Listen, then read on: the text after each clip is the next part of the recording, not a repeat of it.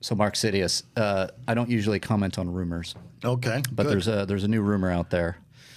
This is Star Wars, so we're gonna have to talk about this. That J.J. Abrams is looking to retcon Rey's parents, and that there is allegedly some production artwork that shows Rey seeing two beings of light, and they are supposing that it's her parents, and that she's on some jungle planet.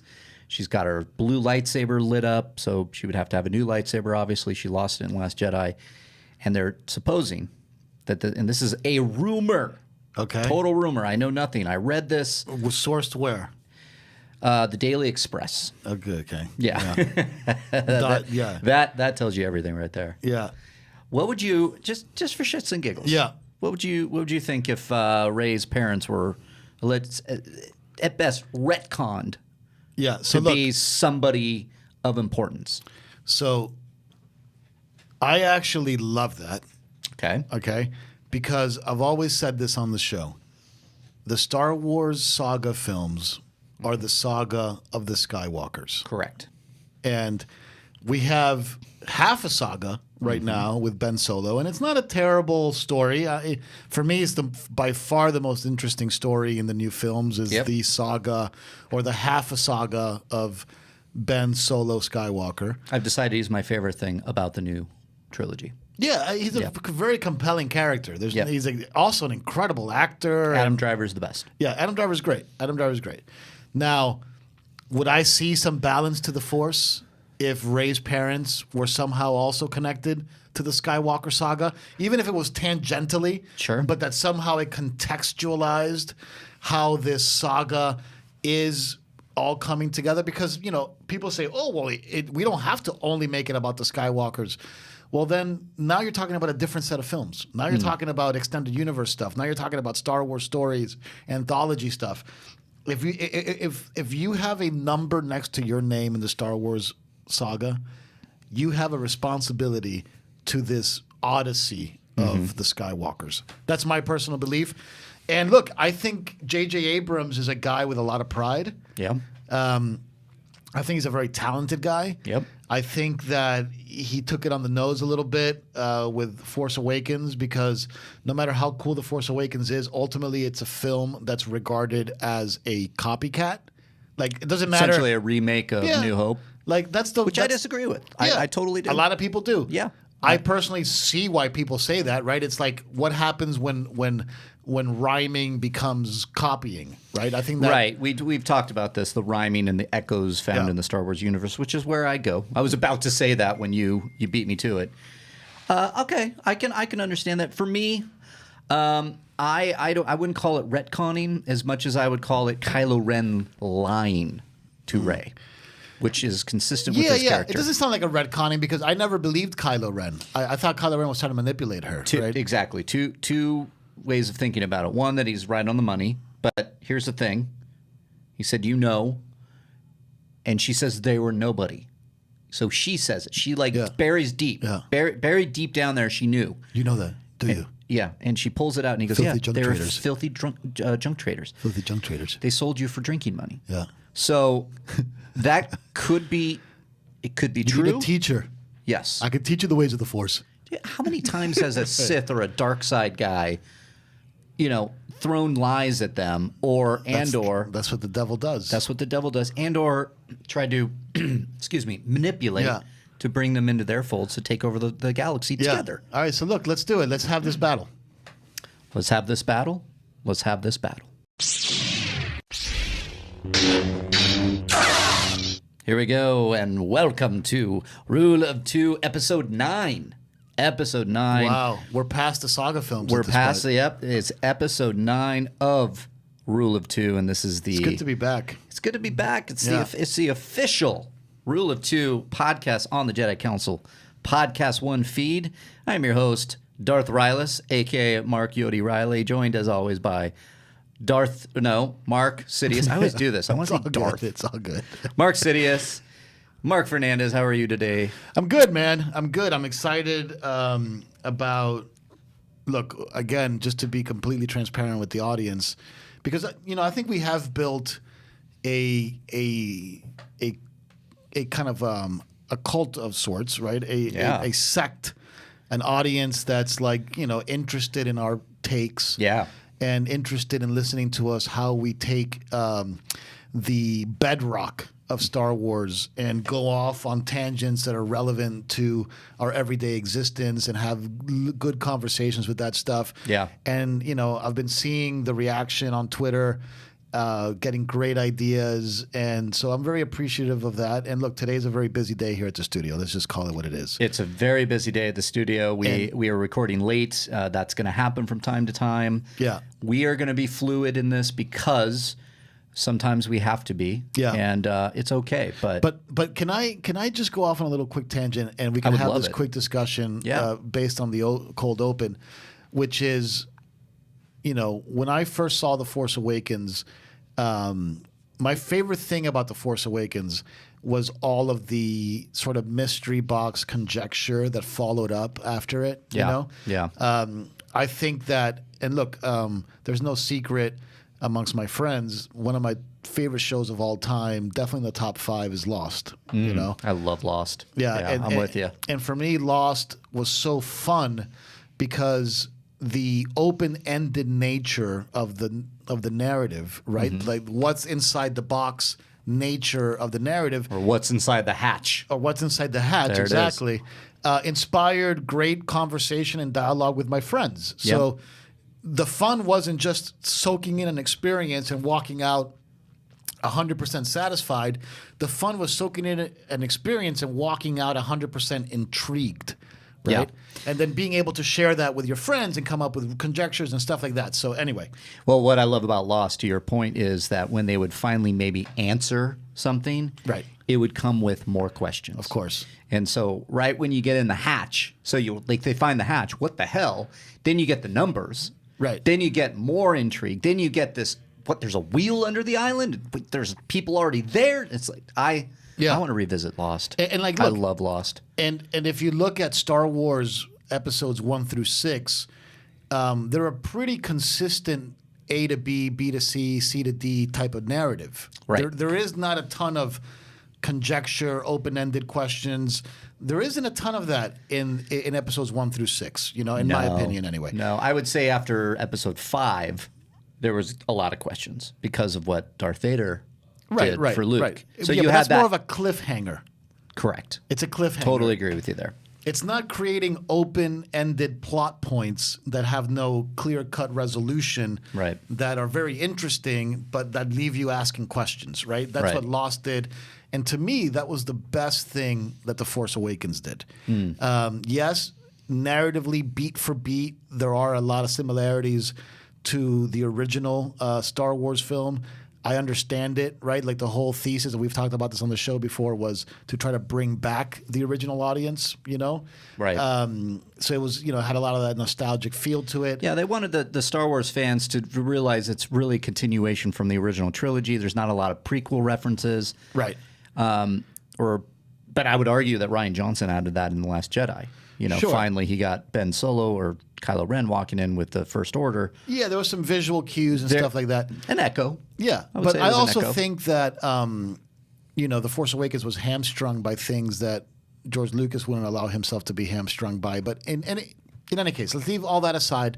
Let's talk about one of the most interesting mysteries that The Force Awakens laid out. And here at Collider for a year and a half or 2 years or however long the interval was, we were talking about this almost every day. Right? We even did a funny little video on Awesometacular about like Rey's parentage. I think you worked on that. Oh, yeah, I wrote it. Yeah. So it was definitely like food for thought, right? Yeah. So let's just take a little bit here and talk about forget Last Jedi, forget that whole scene with Kylo. What I think are, Rey's parents. And then maybe you can say what you think, Rey's parents are from your perspective. I will. Right? Okay. So for me, in The Force Awakens, I found it a little too convenient that the second that Rey leaves the orbit of Jakku, she is immediately captured under the tractor beam of a ship that conveniently seems to be captained by none other than the great Han Solo. Okay. Right. Picked up the homing beacon on the Millennium Falcon. Is why they found him. Right. So, but still, we're talking about space, right? And like, Sure. you can assume that they were running towards this ship, this hunk of junk, and they turn on the ship. It turns on the homing beacon. So, are we to assume that wherever Han Solo was in the galaxy, heard the homing beacon, and automatically went to the ship? Could be. Okay. I could make that work in my head canon. In my theory, at least this is the impression that I got from it, right? Okay. And a lot of it came from Han Solo's questions of her, or even Maz Kanata, who is this girl? Like that she somehow knew that Han knew more than he was letting on to, that he was so close to her. I always felt that Han Solo, I have a job for you. It doesn't pay very much, but that he had this deep love for her that came from somewhere else other than the fact that he randomly happened to run into her on his ship. I've always thought that Han Solo either is her uncle or uncle-in-law, is her dad. Han Solo knew her somehow. Like, I'm not sure what the direct lineage is between her and Han, but Han definitely, I felt Han knew her. Like to me, that was one of the more interesting interactions in the film. Am I crazy for thinking that? No, you're not, because I'm going to a moment in The Force Awakens when they get to Takodana, and their Millennium Falcon comes out of hyperspace, and they're coming in to Maz's castle, and Rey says something along the lines of, I've never seen such green or something. Yes. And Han gives her this look. And watching Force Awakens for the very first time, I went, that look. Yeah. That look right there is something that either he feels bad because I dropped my kid off on Jakku to save her, to protect her. Yeah. Here's where I'm going with this. Yeah. Ben Solo falls to the dark side and wipes out the Jedi Council, or the new burgeoning Jedi that Luke Skywalker is training. And they take Rey, who is little. Younger than Ben Solo. Younger than Ben. Takes Rey, and they take her to Jakku to hide her there, just like Luke on Tatooine. Yeah. And it's an echo. Yeah. Okay? I could see that working. That makes sense to me. And but then Leia's a little hard to pin down, because Leia does seem like she has no connection to her. Correct. So it's hard But to say, surmise may what. the force is with you, or Well, she says, "May the Force be with you." right. So, But that's like saying aloha. yeah, Yeah. it's a perfect way to put it. Yeah. What's the aloha in the Star Wars galaxy? Well, may the Force be with you. Gotcha. It's hard. It's interesting. It's going to be very interesting to see JJ wrap this up, because I think JJ was setting something up. And I think, Yeah, I'm so glad. Look, I'll be honest with you. I'm not the biggest Force Awakens fan. Right. I like the Force Awakens a lot more than I like the Last Jedi. yeah, I think the Force Awakens is beautifully photographed. There's just one scene in the Force Awakens where they use a day for night technique that takes me back to the 80s, because it's perfectly replicating 80s day for night technology, and it's. And I'm not even sure how much of it was in post or whatever, but the outcome was perfect. And it's the scene where the music is perfect, but BB-8 had just escaped the fight. And BB-8 is sort of traversing the desert at night. Oh, and he looks back and he sees the explosion of Poe Dameron's X-Wing. Right, but after that, and he goes, and he keeps going over the hill. And that thing pops out. That little thing pops up and looks around. Yeah. That, to me, that one little scene, okay, just a random little scene in the film, when I first saw the movie, I was like, man, this is perfectly capturing the original trilogy aesthetic. Perfectly, uncannily capturing it. And it's not even that important of a scene, right? It's night shot, BB-8, a little alien pops up. Do you know J.J. Abrams was in post, and that little creature pops up? Practical. It was completely practical effect. Practical, yeah. And one of the editor, I don't know who it was, editor, special effects, somebody looks at JJ and goes, I can fix that. I can make it look really good I'll CG around it. And JJ's like, no. Yeah. No. I want it exactly like that, because it feels Star Wars. Yeah. And that's because the practical, when it pops up, it's kind of clunky. Yeah. Whatever it does. Yeah. It's It's obviously a guy with perfectly lit. a little hand or Yeah. whatever. Maybe it was a puppet. Maybe it was a stick with a head on it. Who knows? Right. But that's where I love JJ. That's why I love JJ so much, and why I think I'm very excited as well to have him come back. I'm very excited because look, I also think that JJ had. I can't believe that JJ didn't have a plan. Yeah, it's hard to buy. Everything is seeming like there's no plan, but then at the same point, Yeah. other times I'm like, there is a plan. Because look, again, this is and like for me, The Force Awakens did some really cool stuff as well. Like, I was really intrigued by Snoke. You know, I was really intrigued by Snoke, and really intrigued to learn a lot more about him. A lot more about him. Because there's that one throwaway line in the film, and I know you and I have talked about this before. And it's like, it's not your fault. Like Leia telling Han, like, we couldn't have done anything about it. Like, Snoke got to him. Yeah. So she's obviously aware of who Snoke is. And it's not some phantom sitting on a dreadnought ship somewhere.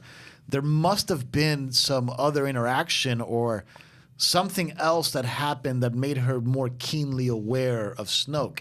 Yeah. You know, like the way that they described the backstory in The Force Awakens to me didn't match up with the flashbacks of The Last Jedi. And so I don't know exactly, because I remember Colin Trevorrow was doing episode 9. Right.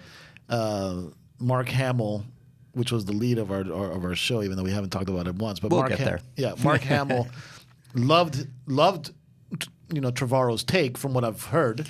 Yeah, and so did Daisy Ridley. Oh, really? Okay. Yeah. That one I didn't hear. What did she say? When Bobby Moynihan was on Jedi Council last year, there was a SNL thing happening, and apparently Trevorrow brought Daisy over and said, "This is what I would do for your parents." So it kind of comes back around, and apparently she just loved it, cried, or something like that. Yeah. Now here's my thing with Episode 9. I have this gut feeling. I could be wrong. I had a gut feeling sitting in the premiere of Solo, saying it was going to be a great movie, and me too. It disappointed me. But we did that last week. But I have this feeling that we're all going to win. The people that didn't like The Last Jedi will have a newfound appreciation after Episode 9, because I think JJ is going to come in with Chris Terrio, who is a fantastic writer. Do not look bad on him for BVS and Justice League, which he did write as well. That was more of a committee over there at Warner Brothers. I kind of like BVS, I'll be honest with you. I really like BVS. I'm I really guilty. I'm the guy. I It like was BVS. just yeah. on 2 nights ago. It was on. Yeah. I like the extended version better. Me too. But I actually like the original one too. I'm one of the few people I like BVS. I do too. You can, if you want my thoughts on this, there's a Riley roundtable with John Roca where we debate Justice League versus BVS. Oh, okay, nice, And nice. because I think BVS is a damn fine movie. I thought Justice League was a joke. Justice League was awful. Yeah. Sorry. Anyways, I have this feeling that JJ is going to be aware of. He set up Force Awakens, because I give JJ a little grief, because only in defense of Rian Johnson, because JJ Abrams was the one that said, Luke left. Here you go.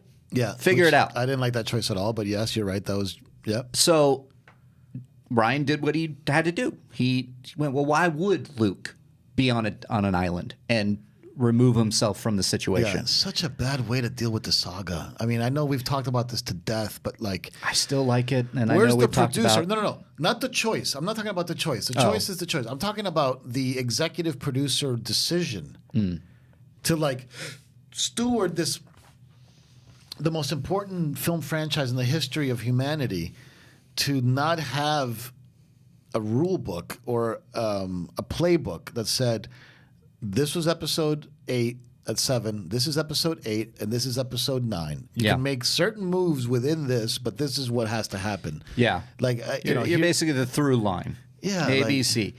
It boggles my mind. There has to be more to the story that we don't know. That's where I'm going, because it can't be as simple as that. Yeah, it can't be like, here's episode 8, go have fun. It can't be that. I'm sorry, not with a Disney produced. No way. Not with the most giant saga. To your point, the most important saga, the most important kind of film franchise in humanity. I totally agree with that. That's not hyperbole either. No, without a doubt it is. It's not even close. You look at look at the reactions for The Last Jedi. I mean, we're probably getting yelled at right now just for mentioning those words. Yeah. People really despise that film. Some people despise it, and some people love it. Like, absolutely love it, like me. And like, I don't believe that there is. And for the record, I do not despise it. I don't hate it. No. It's Star Wars. Yeah. Again, and I see people, when there's discussions to be had for this, I do not look at your thoughts of The Last Jedi as negative, overly negative, bashing. Yeah. I look at them as complete and total opinion. Yeah. Critiques. They're critiques. Critiques, subjective. Yeah. You use your facts. This is why we can sit here and have a discussion about The Last Jedi and have it not, devolve into you're a stupid poo-poo head, Right. And that's, believe me, people are not calling you stupid poo-poo head on Twitter when you're talking Last Jedi. It's a lot worse. Yeah. Right. I bring that up for a PG show, but I feel like there should be a plan. I just don't see it. And I know Kathleen Kennedy gets a lot of grief here. Yeah. But Kathleen Kennedy, she's been quiet recently, huh? I mean, I think she's in the middle of episode 9. Right. Of course she's quiet. Yeah. She's I'm sorry. One of the best producers of our time. Well, without a doubt. E.T., Raiders of the Lost Ark. Yeah. There's no doubt. You can't, I've told you this before, you can't tell the story of Hollywood without telling the story of Kathleen Kennedy. Yeah. So to give her shit, it's like, it's misplaced, folks. Bob Iger came out the other day and said, "My bad. Shouldn't have put Solo out when I did." Oh, you were right. Remember, we talked about that on the show. So we were right twice. Yeah. We got a lot of slack here at Collider because we broke a story which is completely sourced. Oh God, I know that the production was slowing down. Slowing down, kind of paused, and it wasn't stopped, because I remember the sourcing at one point was like canceled, and then more digging, more sourcing, due diligence. Yeah. On hold right now. Right. We're then looking. Bob Iger comes out, and we got a ton of slack for it. You guys shouldn't be printing that and this and that and the other thing. Yeah. And Bob Iger comes out and finally says it publicly. So yeah, says we jumped the gun there. We shouldn't have put it out so soon after The Last Jedi. We need to. We're going to take a little pause here. Yeah, we were right.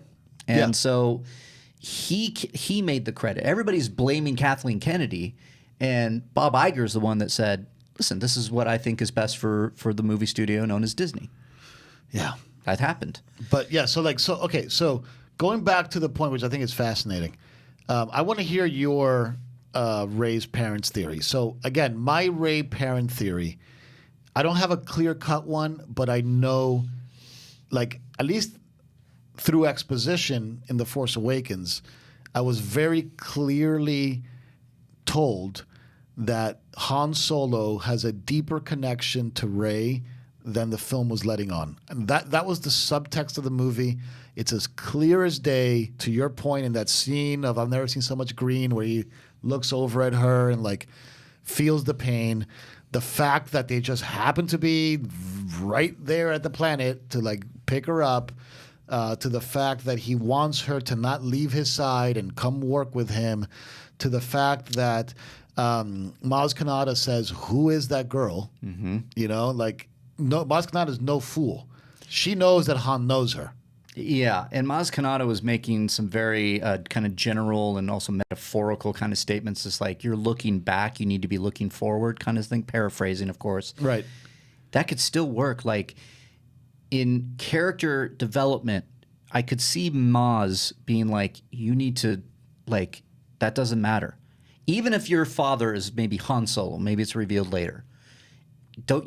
As a character, don't you want to just stand on your own 2 feet, learn to be, I don't care, I'm going to move forward, I'm going to be the best Jedi I can be, I'm going to be the strongest Rey there is, boom, and then she finds out? Yeah, I mean, it could be. I thought The Last Jedi was going to be the greatest movie I'd ever seen, because I was so convinced, and I don't know if I've said this on the show before, but I was so convinced that what was going to happen was that Kylo was going to turn back to the light, and that Rey was going to be seduced to the dark, Yeah. and that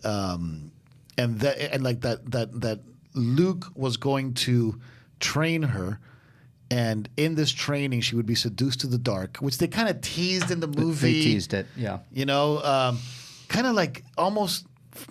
God, I almost used a bad word there. Almost messed with us about it, like kind of in an unfair way, in my opinion.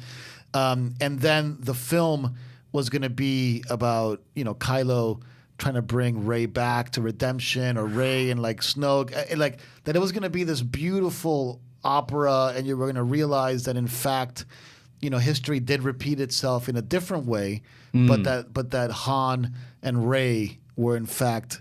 The grandchildren of Anakin. Ben and Rey. Yeah. I'm sorry, Ben and Rey were the grandchildren of Anakin Skywalker, and that Luke was somehow not directly parenting them, but taught both of them, and failed at both of them, and gave him I don't know. That's where I thought it was going.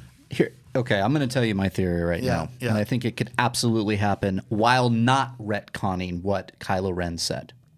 And it makes perfect sense. Yeah. And I've said it on here before. Rey was created by the Force just like Anakin. Okay, that's deep. Yeah.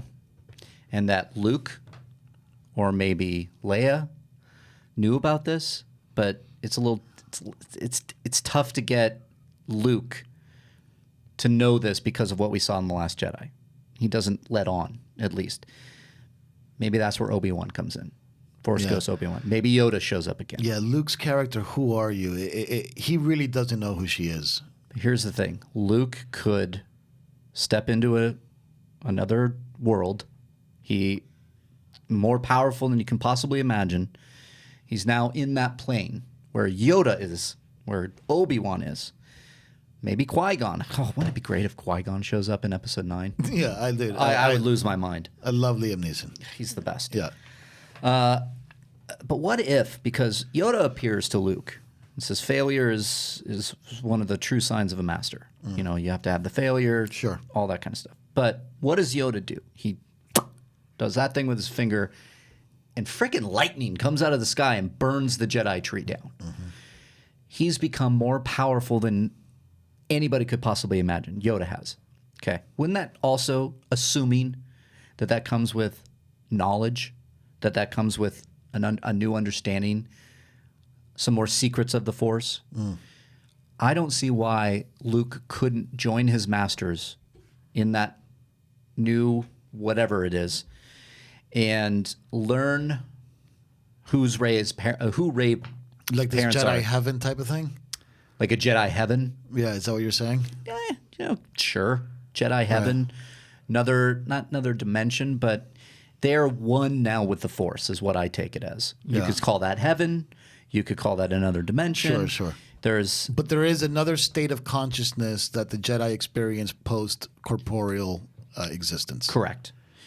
And you think this might be something that actually gets screen time in Episode 9? Look, if we are going to be done with the Skywalker saga as we know it after 9, It seems like that was their direction. Let's kill the Skywalker saga. Like let's use the saga films to kill the Skywalker saga films. Yeah, I mean, but I think that from a certain kill point of view, is from a certain point of view. You can look at it like that. I think you can look at it that way, but I think that the rules of the Star Wars universe are still in play here, and that if you're going to end this at 9 and be done with the Skywalker saga forever until Episode 10, if Disney does that in 10 years, 20 years, they probably will. Maybe they will. Who knows? I think you need to go out and you need to give us some answers. And it would be great to see either an Obi-Wan, Luke, Yoda, Qui-Gon kind of thing, whether it's Force Ghost, Luke appearing to Rey and giving him, because, again, echoes. What happens in Return of the Jedi that was set up in Empire? No, there is another. Luke comes back. Obi-Wan appears and says, the other he was speaking of is your twin sister, Leia. Okay? We learned something new in that movie. It kept going. Yeah, we didn't learn anything in this one. Did we? We didn't learn anything. I mean, we learned that her parents are filthy junk traders, Sure. Or are they? We don't know. but we didn't get a major reveal. No, we didn't. You know, I was trying to wrap my head around something maybe, but we got a reveal in Force Awakens, which is that Ben Solo is Han Solo's kid. yeah, and that happened The pretty Kylo early Ren on. is Han's. Yeah, it happened in the first act, I believe. I think it could be done. I think you could not. And the thing about Rey maybe being created by the Force. So okay, so yeah, going back to that. So Yeah. your theory of Rey's parentage is Created by the Force. Yep. Given to filthy junk traders to be taken in to hide from So Snoke, like Anakin. like Anakin, and that those filthy junk traders were also drunks and ended up just literally going, well, they were the wrong people to give to. This was not Aunt Beru and Uncle Owen. They were somebody else. So they or could Shmi. still, or Shmi, they could still be her parents. But no, the reveal is, well, actually, you are related to Anakin Skywalker. In that, you are the answer to Anakin, whether that's light or dark. Now, we're assuming light because it's Rey.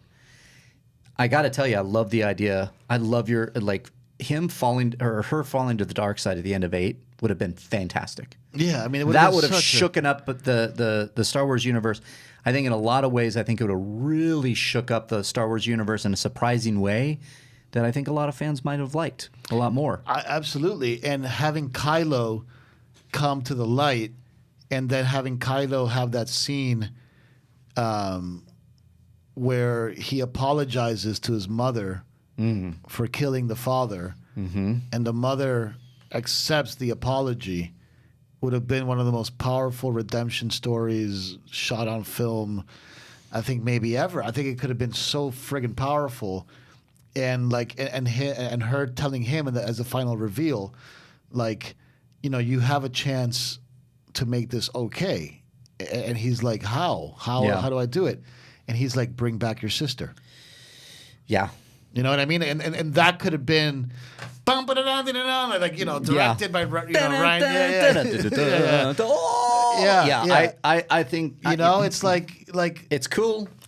but it's not even something like, oh, I'm so creative, I made that up. I didn't make it up. It's what was set up Yeah. in The Force Awakens. Yes. Like The Force Awakens and The Last Jedi do not seem like a prequel and a sequel. They don't have that like serial relationship with each other. Like I just don't see it. Like Yeah. And I do, but that's, you know, certain I mean, point only of view. because the same characters, maybe, Sure. but like which narrative thread, other than perhaps the, you know, I guess you know, you get the whole thing about bring Luke back, and Yes. that's carried over, right? To be fair, right? Here's the thing, and the more we talk about it, the more I really I can see the similarities to Empire Strikes Back. Like, sure, the cliffhanger of Vader saying "I am your father" to Luke is you can't say no, that didn't happen. You can't do, but Empire Strikes Back, we really can't judge Empire Strikes Back until we have seen Return of the Jedi. I really believe that. I really believe you cannot judge it because, one, the obvious is the cliffhanger. You need to know how it resolves itself in the third movie. I think that a lot of people, again, here's my gut feeling. I think a lot of people, and this is on JJ, you got to stick that landing, JJ. I think a lot of people, if they do it right in episode 9, people are going to look back at 8 and go, okay, I see what was being set up. And then guess what happens? Everybody wins. Right. Everybody's friends again in the Star Wars universe. And look, you're absolutely right that this has to be the goal from a creative perspective. Absolutely, because as much as I will defend The Last Jedi, I am looking at you, JJ, and I am looking at you, Ryan, too, because don't just do what JJ did. Yeah. Which is, I killed Luke off. He became one with the Force. I said Rey's parents were nobodies. Yeah. And I killed Snoke. Have fun. That's what it feels like. That's what it feels like. Again, goes back to our original conversation, which is that can't be the whole story. Right. There's got to be something in there. And look, I was I was hesitating in mentioning this, but here to add to the Rey parentage in the mystery. Now, I did Meet the Movie Press for many years over at Popcorn Talk with Jeff Snyder.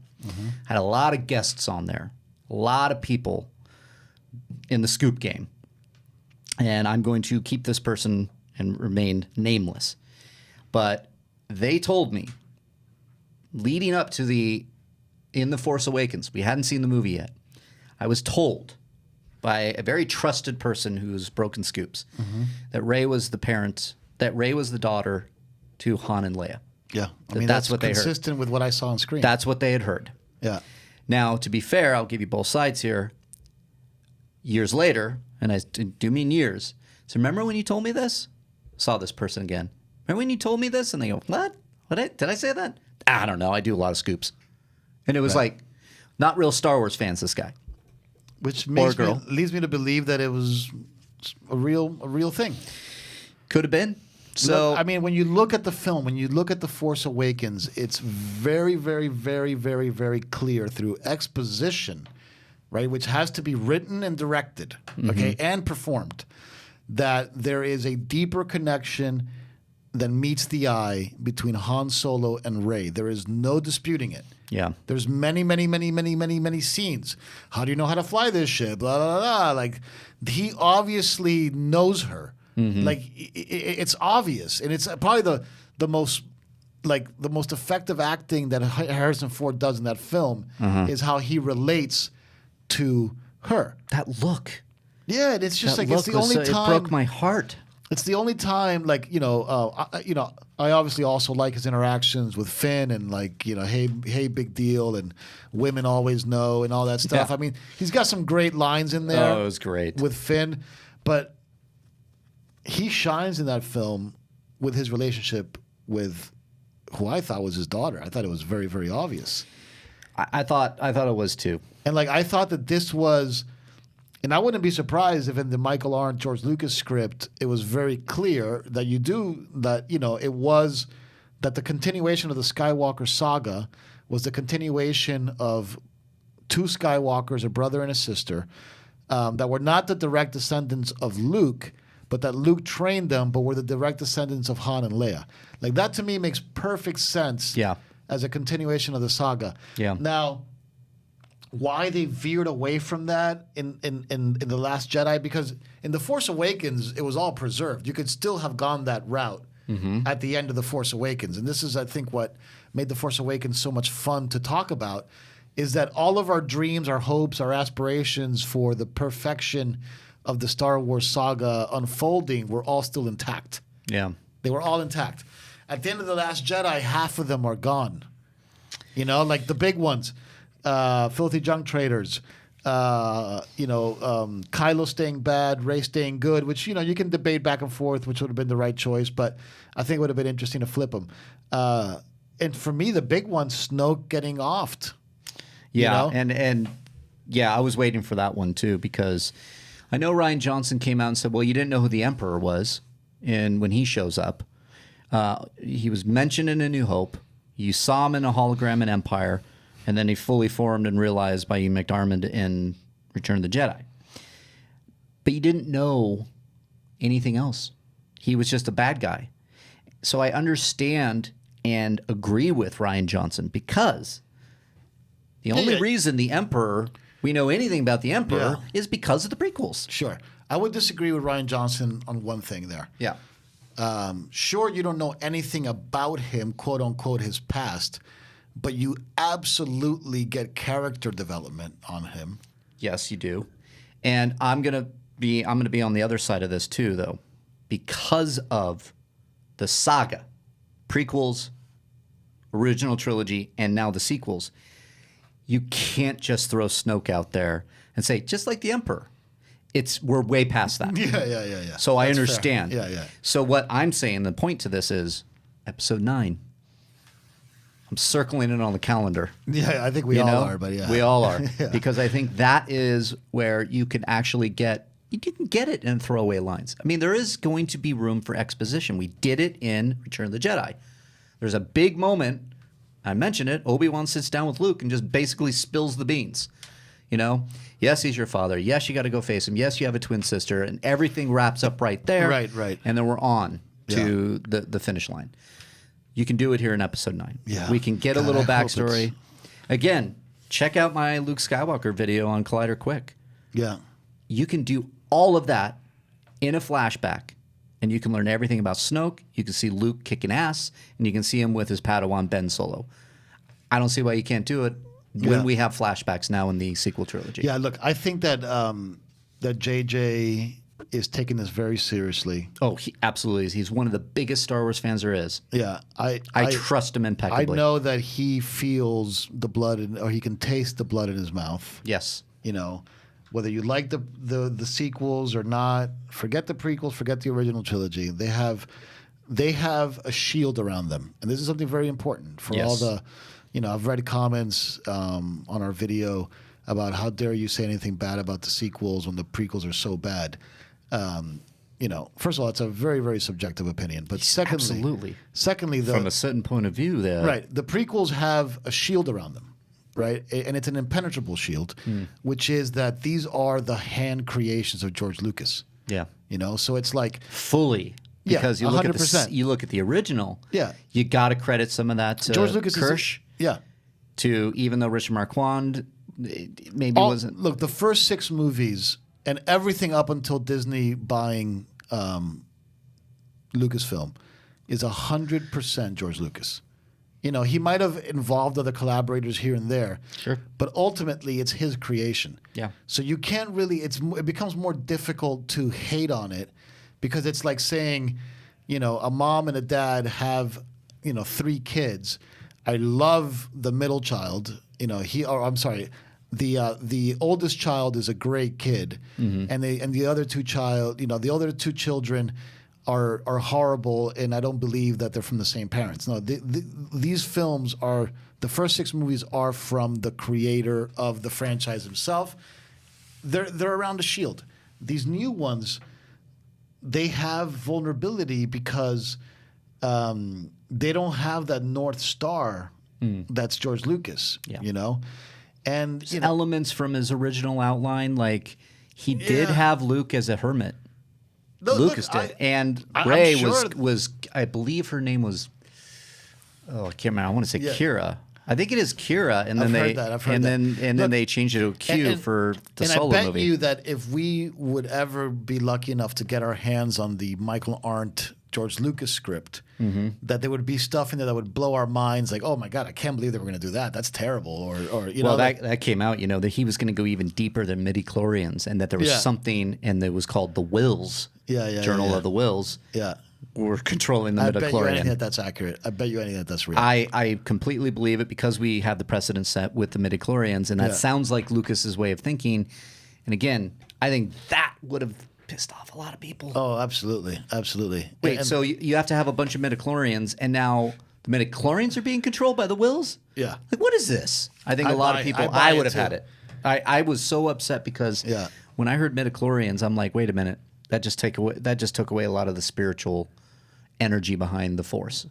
Right. You know what I mean? That it's like a lot of people look. I myself, when I first heard it, I also didn't. As a knee-jerk reaction, I didn't love it. Yeah. At this point, I've kind of forgotten about it. To me, the prequels are really the story.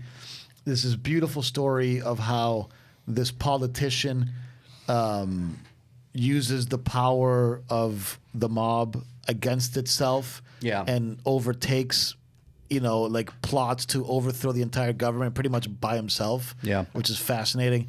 And the story of a good kid that's easily manipulated and turns into the worst kid. Yeah. You know, like I think that's a very interesting story to me. And like that's what the prequels are all about for me. Yes, it's me too. Yeah. I love that story. Again, I've said it a million times, and you know, I just implore the fans out there to really truly listen to conversation rather than taking pieces that they don't agree with. You know what I mean? Like when I say I love the story of the prequels, but have trouble with some of the execution, that is a critique. That doesn't mean that I hate the prequels, and it doesn't mean I love the prequels. It means that there is a middle ground there. Right. always up for debate, always up for discussion. Yeah. That's what's fun. Yeah. So anyway, just going back to to put a button on it. I do think, first of all, I like Colin Trevorrow. I do too. Safety Not Guaranteed is a fantastic movie. Yeah, I haven't seen that one. Yeah, but you gotta see it. It's so good. I saw. Look, I'm one of those, again, kind of like my BVS thing or my prequel thing. You like Jurassic World? I like Jurassic World. I do too. I thought Jurassic World was excellent. I do too. I didn't. Yeah. I never got the hate. I'm like, If you really dinosaur wanna ate see- somebody. Check. If you want to see a master class in the sort of dynamic between Han and Leia redone, the dynamic between Chris Pratt and Bryce Dallas. Dallas in that film was Han and Leia. I mean, Yeah. it's Han and Leia throughout that whole thing. It is. And it's done to perfection. There's certain archetypes in these kind of action adventure movies that you can get behind, and I totally agree with that. I think it was there, and I was excited to see what he was going to do. He got fired for whatever reason. I don't even know why he got fired, to be honest with you. I mean, they say creative differences. They say that he wanted to go somewhere. I've heard rumors that he wanted Luke to live, and so that he would have done something more with Luke, and he had his idea, and then that didn't happen, and so all rumors again. Yeah. So I'd love to hear that story, man. I would too. I I don't. mean, that'd be the documentary for the ages, huh? Yeah, it totally would. And I think. Oh, dude, you know what we should call our documentary? We should do it. What? If we had sources. Yeah. I got a name for it. Oh, what is it? You want to hear it? Yes. The Lost Jedi.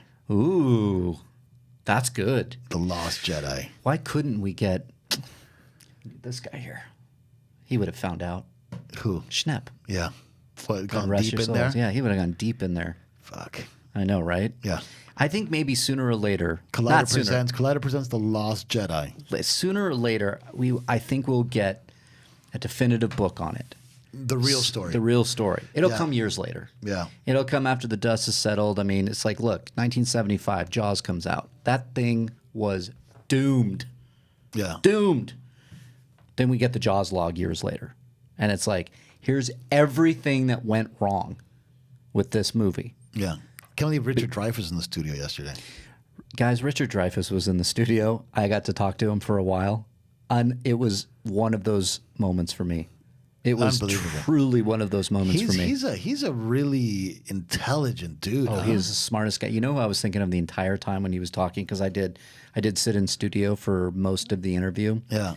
My dad would have loved him. Yeah. He's history buff. He is a politics guy. He's like a civics guy. Civics guy. Yeah. He's also spiritual in that he said something along the lines of, I don't know what my process is for a character. I really don't. All I know is it's like me walking to the closet to get a jacket and put it on. It's second nature. It's just second nature. And he's like, I don't know what my process is. I just know I love it. Yeah. He is one of the most phenomenal people. When I told him, I think you were near me. I said, Jaws is one of my favorite movies all time. And he's like, I can make fun of you for hours based on that statement. Right, I'm like, right. I can die happy now. Yeah. He Matt was Hooper. absolutely amazing. Absolutely amazing. Check it out on the channel. Yeah, it's going to be up one-on-one. Yeah. But look, anyway, to close it out, and I keep stumbling across this point, I have a lot of hope for episode 9. Yeah. I do think that even though I had a lot of hope for episode 8 and I had a lot of hope for episode 7, and I was disappointed in both of them, even though they're both okay to like a certain degree, but I think that J.J. Abrams is going just like how God, I keep calling him Ruin. It's so bad. Ryan. I think I actually might have started the Ruin thing back because, like, right after the premiere, I was already at the dinner calling him. Oh boy. Yeah. Anyway. I would have stopped that if I was there. Yeah. You were there. No, I was at Solo. I wasn't at Last Jedi. That's right. You weren't at Last Jedi. I was hanging out with Dennis. It was me and Zen mostly. But I do think that J.J. Abrams is a man of pride. He's a man that cares, and that he's listened to the core. What are the biggest critiques around the new Star Wars films? And I think he's going to accept them. Number one is that you got to give us some more lightsabers. Like sooner or later, you're going to have to fucking accept the fact that Star Wars ultimately is about not what's that beautiful line by Count Dooku? It's not, we're not going to determine this battle by our knowledge of the Force, but rather our skills with a lightsaber. Yeah. Yep. Like sooner or later, you're going to have to do that. Okay. JJ's going to do that. Yeah, and JJ did it to some degree in the first one. Like that last fight, it's one of the best lightsaber duels. I think. The setting is gorgeous. The setting is great. I don't think like the actual fight itself wasn't. It was brutal. Yeah, but I think it was by design because Rey was a noob. She was a noob, but she was also pulling some dark side energy in that. Yeah. I truly believe. So I think Episode 9 will get a little bit of that again. Yes. Okay. I think in Episode 9 we're gonna get Kylo's gonna, now that they've gone this storyline, I think Kylo has to get an apprentice. Rule of 2, right? Yep. You gotta have another one. I wonder if he'll bring back the Sith. I would love the Return of the Sith. Yeah. You know what I mean? Is that the name of the movie? Return of the Sith. It can be, right? Because you got Return of the Jedi, Revenge of, you had it's a great Revenge of the Sith, Return of the Jedi, Return of the Sith. Maybe. Could. The Sith Awakens. The thing about Return of the Sith, though, is that it almost feels like it's Revenge of the Sith. Revenge of the Sith, Return of the Sith. But remember, Episode 3 was called Revenge of the Jedi. Yeah. Revenge of the Jedi. I have that framed. Oh, do you? In my house, yeah. Yeah. It was called Revenge of the Jedi. And then Lucas went, you know what? Jedi don't do revenge. Right. Return. Right, and then Episode 3, Revenge of the Sith. Yeah, I remember. God, that is such a vivid memory of me. Yeah, running down where I grew up, very sleepy town in Orange County, just very quiet, cul-de-sac, just houses like E.T. neighborhood. Yeah, and I'm running down the street, and somehow I remember hearing Revenge of the Jedi. And talking to my friends going, the next movie is called Revenge of the Jedi. Oh, my God. And I was so excited. Such a vivid memory. Just thought I'd share that. Yeah. I mean, look, anyway, I've been trying to say this for an hour, but I have a lot of high hopes for Episode 9. Yep, me too. I do think that JJ is listening. Mm-hmm. I do think that we're going to get some lightsabers. I do think we're going to get a little bit better explanation about Rey. I do think we're going to get a much better explanation about Snoke. Yes. I do think we're going to get a much better explanation about Luke. I think JJ realizes that Episode 9 needs to do its best effort to wrap the Luke Skywalker saga. Because that quote that you read, remember that quote that you read? Mm. And that quote that you read very clearly said, the Skywalker saga by J.J. Abrams. Yes. So that's my hope anyway. It's my hope too, and I think it's a tall order, but I think if anybody's up for the challenge, it's J.J. Abrams. He's got a good crew around him. He's got Chris Terrio as a writer. He does have Kathleen Kennedy, who's one of the finest producers out there, who, look, she steps aside. Whether you hate Last Jedi or you like The Last Jedi, Kathleen Kennedy let Rian Johnson do his thing. She did. For better or worse. For better or for worse. She did the same with J.J. Yeah. So J.J. is coming back. He's going to do that. Remains to be seen what's going to happen. Give us your thoughts, guys. Everybody out there, drop in some comments. Hit us up on Twitter at Riley Around, at Mark Fernandez. We want to hear your thoughts. But let's wrap this episode up with some love. We got to give some love to Mark Hamill. Yeah. 67? I think he's 70. 70, huh? Oh, hold on. The big 7-0? Mark Hamill had a birthday yesterday. Yeah. And he was born in 1951. 67, you were right.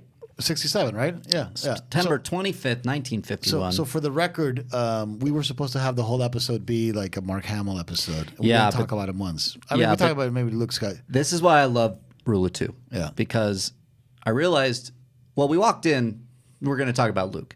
Yeah. Then I saw this rumor today. Then I realized, oh shit, I didn't do a cold open. What are we going to talk about? And then I threw that out at you. And what happens? We just had another fantastic conversation about Star Wars. Deep dive. Deep dive. Everything. But we have about 10, 15 minutes here. Yeah. Mark Hamill turned 67 yesterday. His Luke Skywalker is my favorite character of all time in film. Yep. I thought let's celebrate Luke for a little bit. Fernandez, I'm going to throw it to you first. Yeah. When you hear the word Luke Skywalker, what is the first scene that jumps into your head? Oh, yeah, it's very easy for me. Good. Very easy for me. I love this. It is Return of the Jedi. Okay.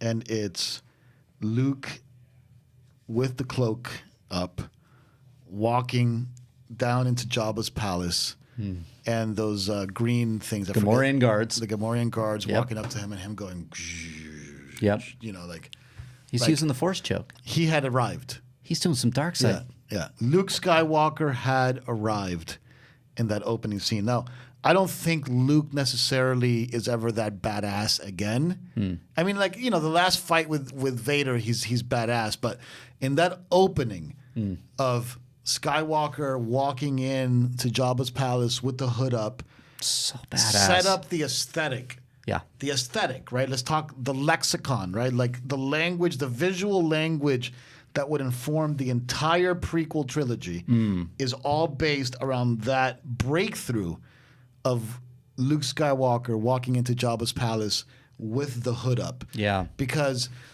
I believe that you do see Obi-Wan wearing the hood up in A New Hope. Yeah. He shows Like, up. "Hey, blah, blah, blah, blah, blah," but it doesn't have that same vibe that you get from what it really means to have the hood up and the stoic nature of the Jedi.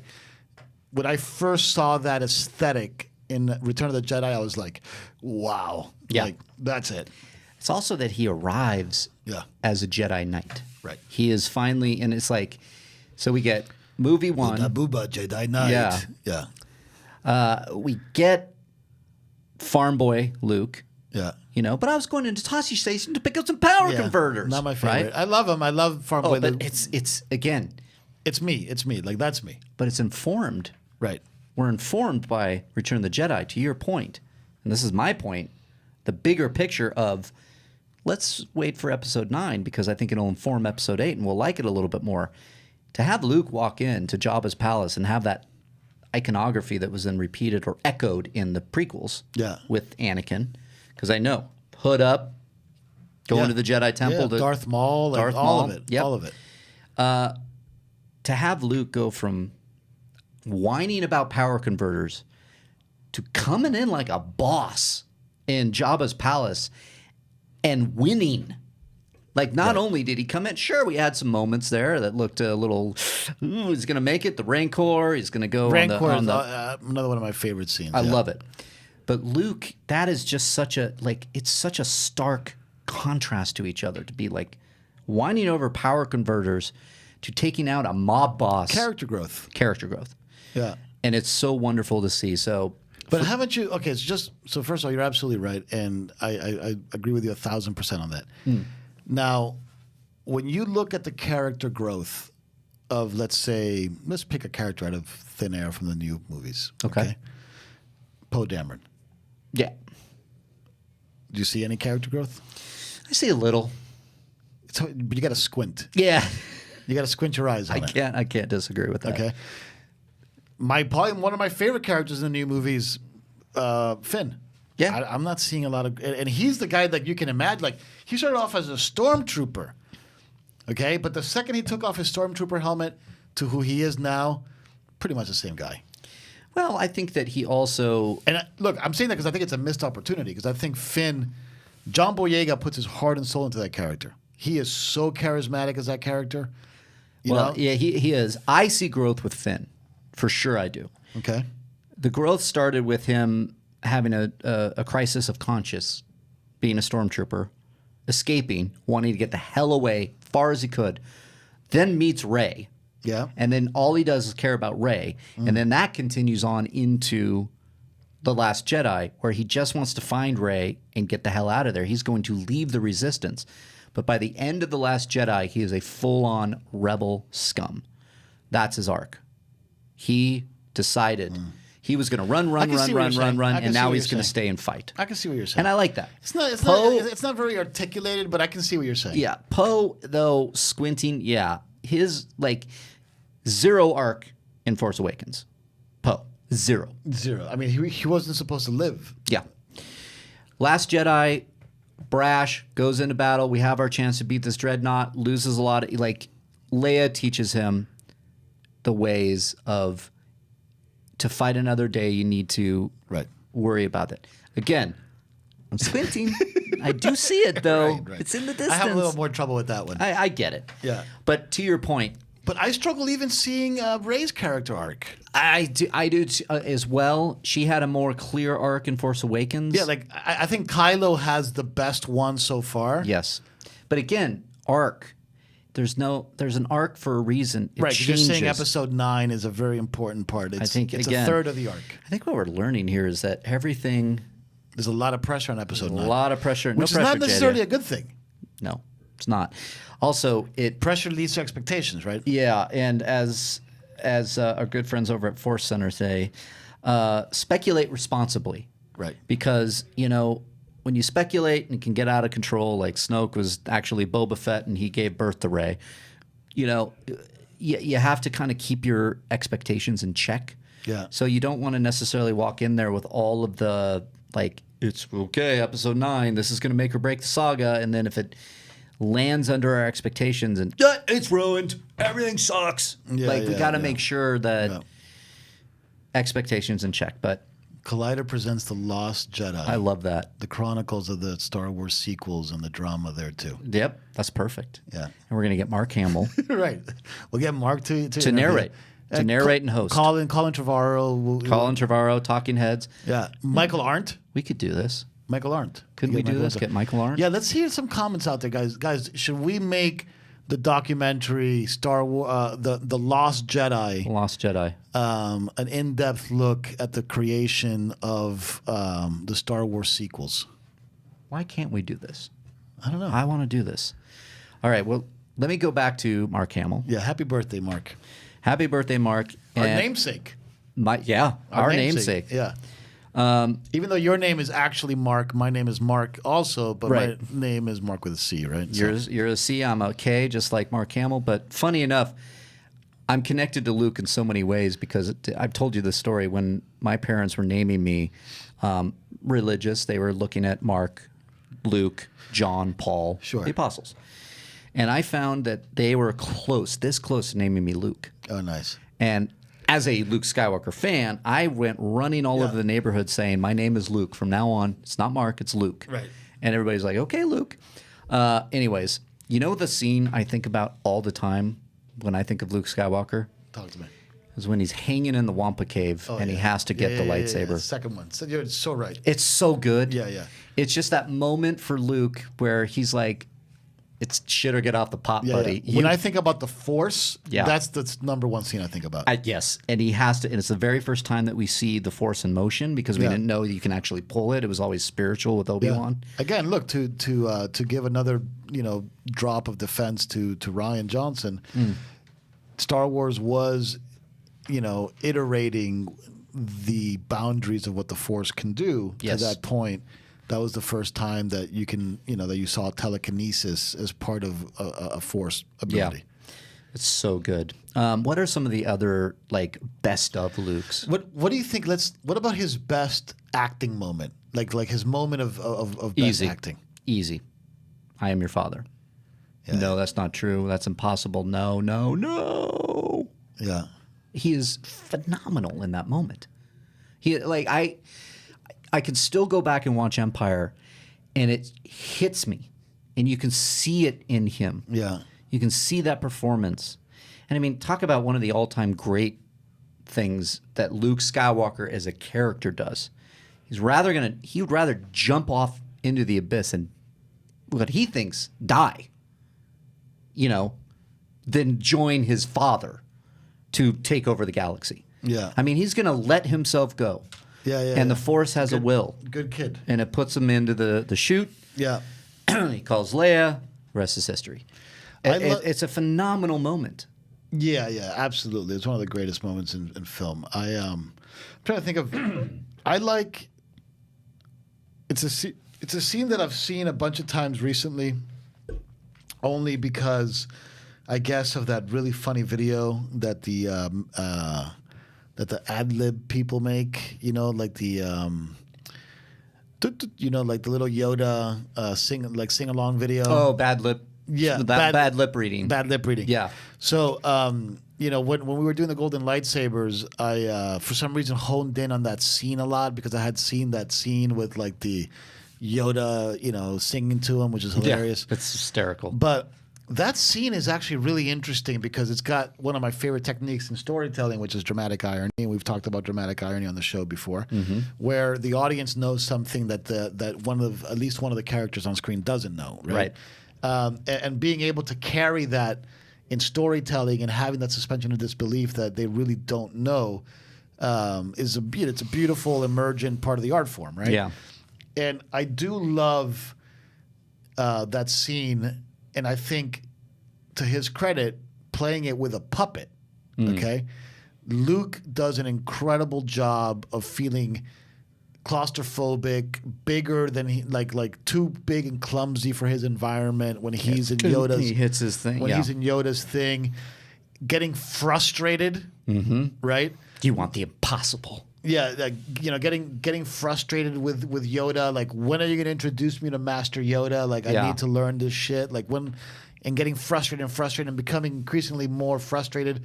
And then it's Yoda teaching him too. I love it. And then Yoda just like changing on a dime.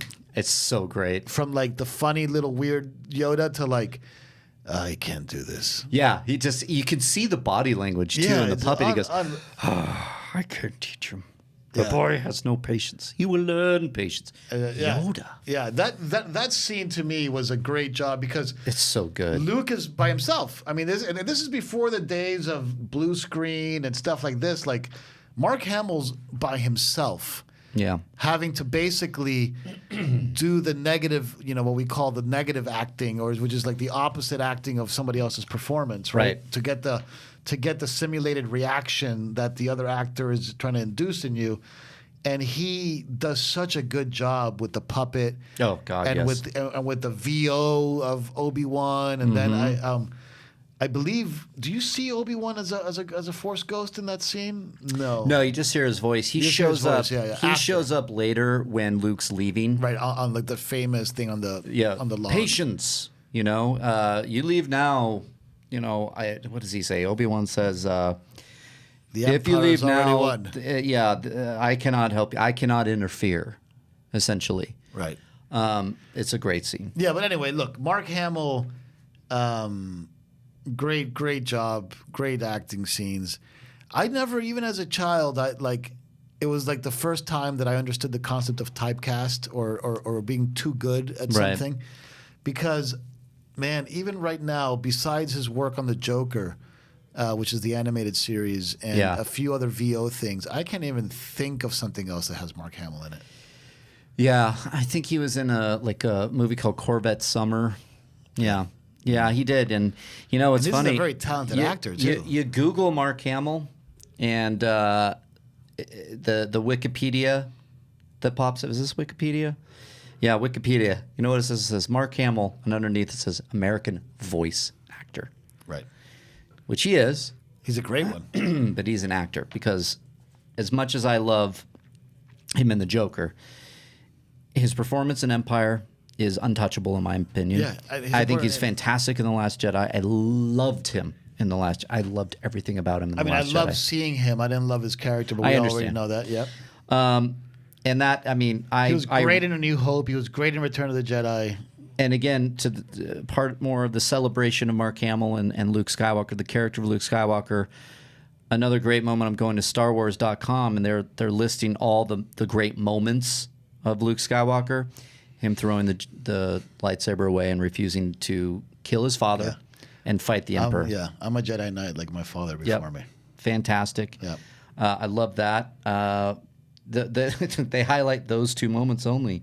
The no, and jumping off into the abyss and throwing away the lightsaber. I mean, walking into Jabba's palace for me was big. That's huge for me too.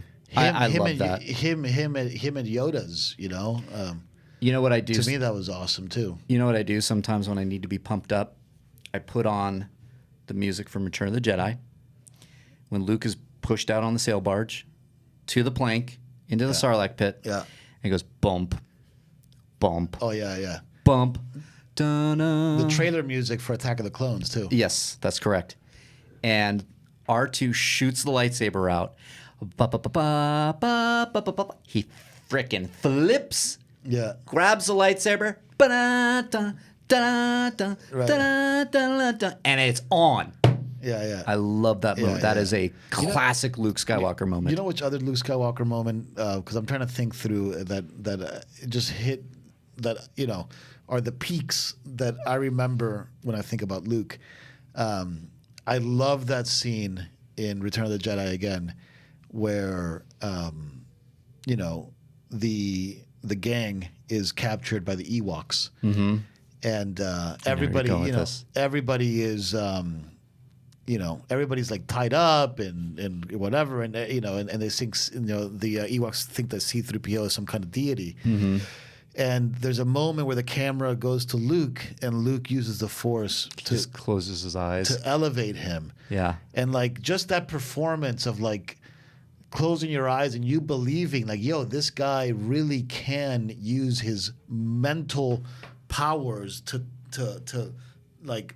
Lift up R2 or C-3PO and fling him across and like gently push him across the air and save his friends. Like, and it was all by just closing his eyes. And like you felt like look, the direction must have been great, the music must have been great. The music is great. Mark Hamill's performance was great.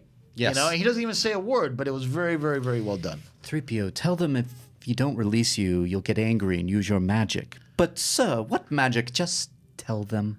Right. Look, to your point, when you were talking about that, that's another moment, a Luke Skywalker moment I would probably jump onto as well.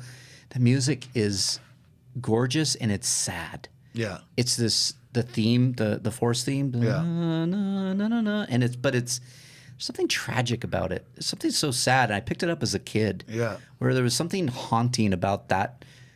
The arrangement of that music. Yeah. It's so spiritual because it's showing that there is magic out there. It's showing that, if you don't release us, you'll get angry and use your magic.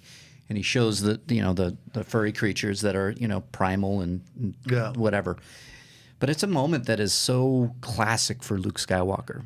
Yeah. I also now that I'm thinking, I'm trying to find my favorites. I also really enjoy the moment where he first meets Han Solo, and Han Solo tells him, "Who's gonna fly it? Kid, you? You bet I could. I'm not such a bad pilot. You have to put up with this." Yeah.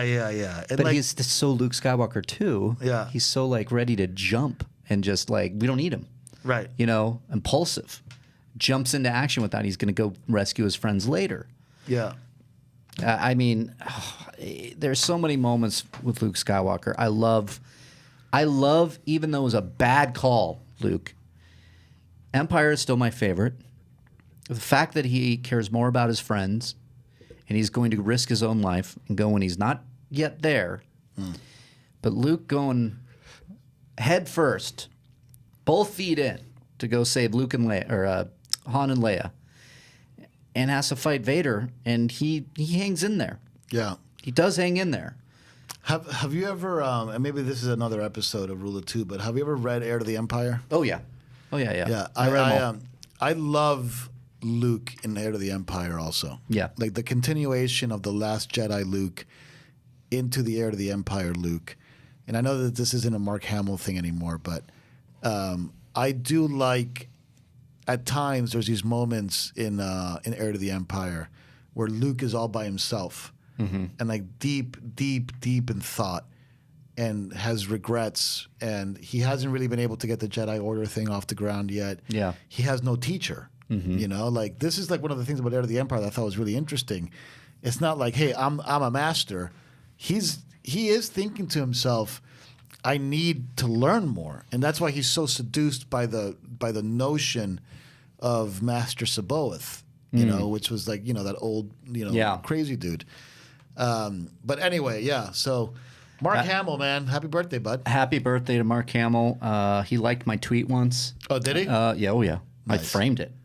Did you really? Frame it. No, I pinned it for a while. Yeah, nice. I loved it so much. And happy birthday. I've never met him. You guys have met him, right? I have never. I met him. No, I have never met him personally. Yeah, I've never like shaken his hand or anything like that. But I got close at the solo premiere. I saw him at the solo premiere. Yeah, he was at the solo premiere, and I was hanging out with Nathan and man, Darina. Can I tell the story from the solo premiere? Sure. All right, maybe we can end the episode on We'll this. end the episode here. So this is actually Darina's story. Yeah. I was not present for it. And I might butcher it, but it's such a cool story. And Darina told us this at the premiere. So Darina happened to be in the elevator with Mark Hamill as they were going up to, the after party, like the reception. And in the elevator was Ewan McGregor. Oh, nice. So Ewan McGregor was in the elevator with Darina and Mark Hamill. And I'm not sure who else was in the elevator, but for sure, Probably Nathan. Probably Nathan. Yeah, because So- Darina and Nathan are very close. Yeah. So all those folks were in the elevator, and the way that Darina tells it, Darina tells it so much better than I do, but Yeah. she says that in the elevator, Ewan McGregor, you know how in the elevator you get those awkward moments. Yeah. Ewan McGregor goes to Mark Hamill and says, "Hey man, like I'm a big fan, and I know my uncle worked with you on Star Wars, Right, and, Dennis Lawson, Wedge and, Antilles. and he always gives his best to you, and always wishes you well." Yeah. And Mark Hamill looks at him and says, "Oh man, thank you very much. Thank you very much. That's very kind of you." And then this is what probably gonna mess up the story. So there was a moment of pause there. Long story short, Mark Hamill didn't realize that was Ewan McGregor. Oh my God, that's hysterical. So I think at some point either Darina or Nathan or somebody says, "Yeah, Mark, this is Ewan McGregor. He plays Obi-Wan Kenobi." Yeah. And like Mark Hamill was like, hysterical. "Oh my God!" And like so anyway, it's one of these great stories that I could totally see. Yeah. Because you're in an elevator, you're friggin' Mark Hamill, right? Like Yeah. you're an icon. Yeah. Like your face, the lines of your face are known by as many people as know the lines of the face of, and this is gonna sound like on some John Lennon weird shit, but on like Jesus level, right? Like, Look, yes. Luke Skywalker's face is one of the most recognizable faces in the world. Yeah. Let's just It be is. real. Let's- The face of Buddha, the face of Jesus, the face of Luke Skywalker. Yeah. It was it's like you type in Mark Hamill, which I did, and I'm looking at thousands of images of Luke Skywalker. Yeah. And Look, it's incredible. And if you guys don't follow Mark Hamill on the social, you're missing out because he's the best. He's an absolute jokester. Yep. Very socially conscious. Yep. Like always has a sharp wit about him. Mark Hamill's a special dude. I am hoping that one day I get to meet him. I have a feeling we'll meet him sooner rather than later. Yeah. Because he is, we know people. Yeah. And We should get Darina on the show one of these days. that would be fun. Yeah. Yeah, I can reach out to Darina. Yeah, That would be fun. Well, that's going to do it for Rule of Two, episode 9. Hope you This guys has been- enjoyed it. We didn't have a lot of structure. We haven't had structure since the video game episode. I don't think so. You know why? It's because people love it. I think people like our deep dives, our conversation, because it is conversational. It's something that we like to talk Star Wars. And if you took away these microphones, this would be just us hanging out. Yeah. And that's what I Fair think enough. people like. And I appreciate that. Everybody out there, thank you for tuning in for episode 9 of Rule of Two. Sorry for being late. Sorry for the lateness, but sometimes we got to run a studio here and have some people in for some interviews. But go ahead, like and share this podcast. You could do some comments on the actual iTunes Podcast One feed. You can hit us up on Twitter at Riley Around, at Mark Fernandez. If you're on the Collider Podcast YouTube channel, drop in some comments there. I jump in there every once in a while and I check them out. And why don't you go ahead and if you like this episode, give it a 4-star. If you love that episode, give it a 5-star. We'd love to see that on iTunes. Podcast One. It's Rule of Two under Jedi Council. It drops every Wednesday. We will see you next week for episode 10. 10 episodes, Mark Fernandez. Well. We'll be next week on Wednesday. Hopefully back to our scheduled time. We'll see, but we will be back. And for Mark Fernandez, for Mark Riley, may the Force be with you. Rise.